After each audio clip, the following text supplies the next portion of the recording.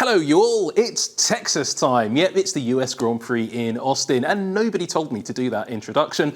I just like things that are a bit of Americana. And speaking of things that are a bit of Americana, the Haas. It's covered in stars and stripes for this weekend, and I think that's quite cool. And we're going to talk about the Haas in this episode of Tech Talk because Haas has introduced a really interesting upgrade to their car. But before we get into that, we have to talk a little bit about that piece of Americana that is the Haas car, because it's not as American as the stars and stripes suggest. For those who don't follow this regularly, the Haas is actually built in Italy by Dallara, the racing car constructor responsible for all of those American Indy cars and indeed the Cadillac Le Mans car. Also, not particularly American, they're in fact Italian. The Haas car is developed with Dallara working with the Haas F1 team, but also very closely working with the Ferrari Formula 1 team. In fact, all of the mechanical parts on all the Haases that have ever raced in Formula 1 have been purchased directly from Ferrari. So it's quite an extreme level, to the point where you could describe the Haas as a customer Ferrari, but you wouldn't be right. Dallara make the chassis for the Haas and develop all of the aerodynamic surfaces and some of the cooling system in conjunction with the American-owned team, meaning that the Haas isn't exactly a case of copying Ferrari's homework. But because so many parts of the Haas come from Ferrari, it means Haas is a little bit hemmed into following the directions that Ferrari take.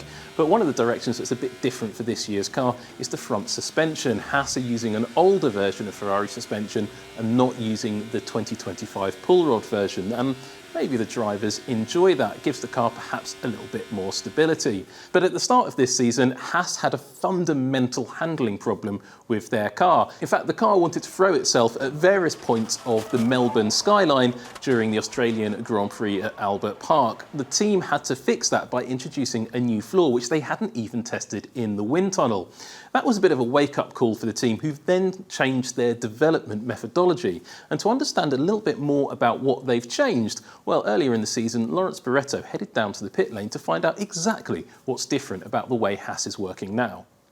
So one of the things is changing to a much more engineering approach. So we try to make sure that we put things in the wind tunnel that we believe are working. We test them, things that work in the wind tunnel. We then put them on the car to develop, and then we make sure that what we are developing on the car is actually improving the car's performance, and then we keep the things which improve the performance. So I think that approach has helped us to keep developing and keep moving forwards. We saw at Silverstone, obviously you put the new package on, and I think everyone seems to have suggested it's a good baseline to work with, and you can kind of do a lot of the things with that foundation. Can you just explain how critical that is when you go from circuit to have that kind of base to work from? So the most important thing is understanding that the items that you put on the car are actually giving you performance and actually improving the performance of the car. There's a lot of times in past development where you put something on the car, you think it might be improving the performance, and it's only after a few races that you find out that it's not improved the performance. So making sure that you have that performance improvement is what's most critical for us. And the analysis tools that we use to be able to determine that performance really helps to understand the items that we're putting on. And I think we can see that in the performance of the car. Now, the fundamental change to the car is actually on the floor, which is new for this weekend. Yet another new Haas floor this weekend.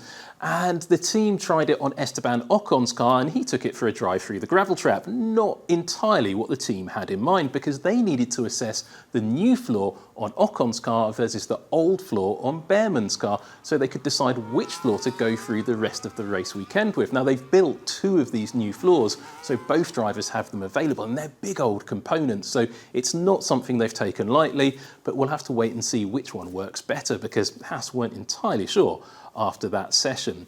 But when you look at the two floors and compare them, you can have a look at the front, the protrusions at the leading edge of the floor, and you can see it's very subtly different between the Silverstone version of the floor, which was the floor they used up till now, and the new version in Austin. And it's a similar story along the floor edge. You can see that the floor edge wings have been ever so slightly trimmed and adjusted in their shape and function. What I like to look at though on these floors is the little section just ahead of the rear wheels. It's not quite the same, but it kind of reminds me of the floors we saw up until the end of 2021, where the teams were trying all sorts of clever things to seal the edge of the diffuser from the vortex coming off the base of the rear wheels, something they might need to look at in a lot more detail with next year's regulations, which are kind of similar to the 2021 rules, certainly more similar than these ground effect cars will be. Looking at the rear of the car, actually for me, this is really just kind of exciting because you can see this beautiful piece of sculpting, the rear brake duct outlet. Haas have modified some of the little winglets around that outlet just to get that floor working just in the best way possible. It's almost impossible to describe how that works, whether it's more downforce, less drag, without sticking the whole thing in the wind tunnel. And even though Haas decided to lend us a car to put a Canadian around the Mugello circuit, and if you don't know what I'm talking about, you'll have to watch the pre-race show for the US Grand Prix on F1 TV, because James Hinchcliffe really enjoyed himself in Italy, and it wasn't just the food. But actually what Haas really don't want us to do is find out all of the car's aerodynamic data, but just looking at the design and sculpting on this part of the car, it's not just about brake cooling, is it? It's all of these little aerodynamic elements all add to the performance of the floor and the car overall.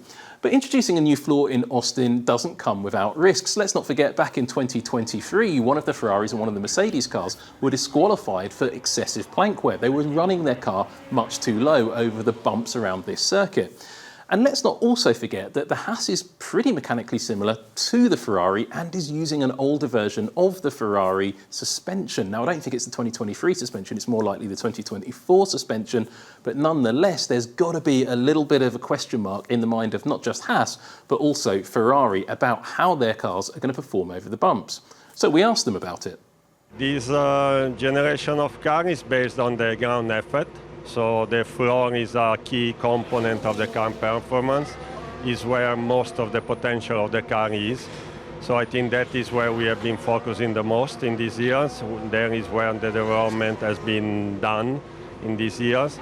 And I'm sure you have in mind the porpoising, the bouncing that we had. So it's all related to the car behavior and it's all related to the floor.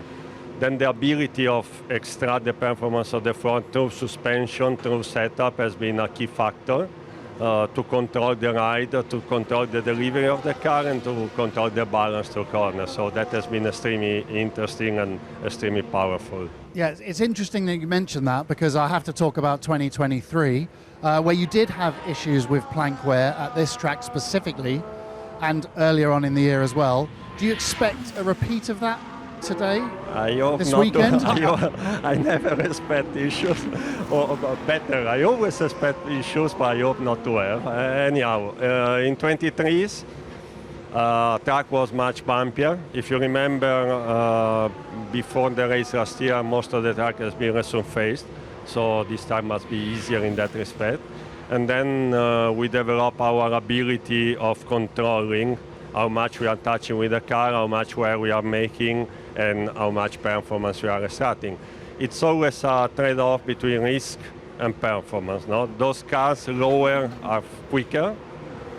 What is the showstopper is the plank wear. So you go as low as you can, trying to be legal with the plank wear. Sometimes we go over, that's part of the game, in my opinion. Formula One, everything is at the limit, also that is at the limit. I think the situation is a bit easier, as I said. A, because we develop more the methods to control the plank wear. B, because the track has been improved. It was extremely bumpy. If you remember also, in the past, there were issues with suspension failure, engine failure. So it's been always a very demanding track in that respect. So you must have been happy when you learned that the track is being redone here. I was very happy.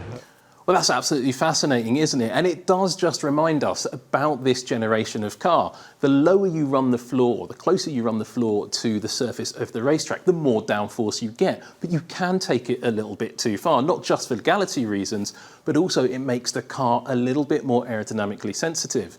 To understand that trade-off, we headed down to the pit lane just to ask the Sauber team, who use a Ferrari engine but no other Ferrari bits, about that sensitivity and that trade-off specifically.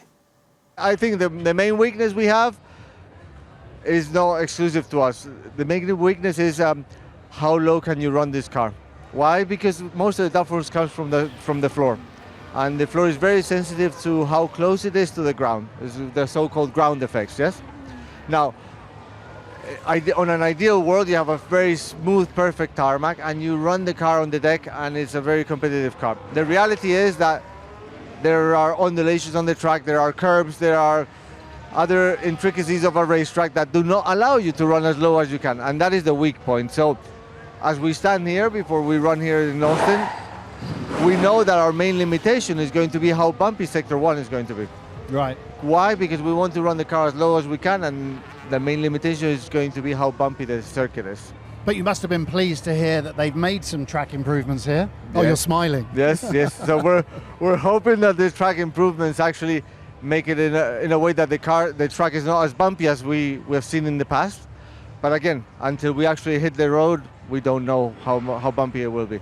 Well, hopefully the Sauber or any other car, particularly the Haas, doesn't hit the road too hard, because then it'll break or be illegal. And just one final detail on the Haas that's got nothing to do with engineering or technical reasons is just have a look at the front wing end plate. I've always loved the wiggly dive plane on the front wing end plate of the Haas, but look how they've integrated the new Stars and Stripes livery to make it look a little bit like a shooting star. Nothing technical about that, I just really like it. Thanks for watching.